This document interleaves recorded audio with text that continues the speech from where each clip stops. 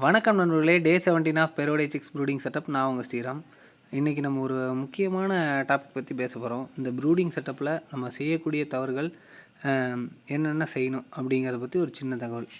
இந்த 15 நாள் நம்ம பண்ணதுலேயே என்னென்னா, இந்த இடத்துல போட்டிருக்க தகரை டெய்லி அட்ஜஸ்ட் பண்ணிக்கிட்டே இருக்கணும். ஒரு நாளும் கோழி குஞ்சுகளுக்கு ஒரு சின்ன இடம் பெருசு பண்ணிக்கிட்டே இருக்கணும்.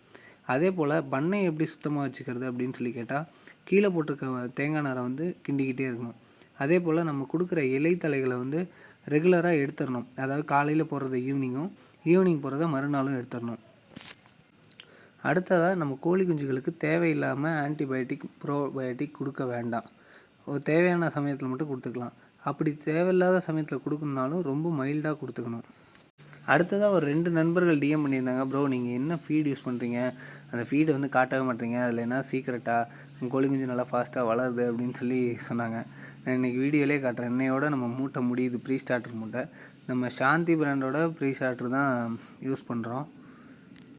இந்த ப்ரீ ஸ்டார்டர் எனக்கு ரொம்பவே பிடிச்சது. இது அந்த கம்பெனிக்கு ஒன்றும் மார்க்கெட்டிங் கிடையாது, அட்வர்டைஸ்மெண்ட் கிடையாது. நான் யூஸ் பண்ணுறத நம்ம ஃபாலோவர்ஸ்க்கு, நண்பர்களுக்கு சொல்கிறோம். வீடியோ பிடிச்சிருந்தா ஒரு லைக் கொடுங்க. மறக்காமல் நம்மளை ஃபாலோ அண்ட் சப்ஸ்கிரைப் பண்ணிக்கோங்க. நன்றி, வணக்கம்.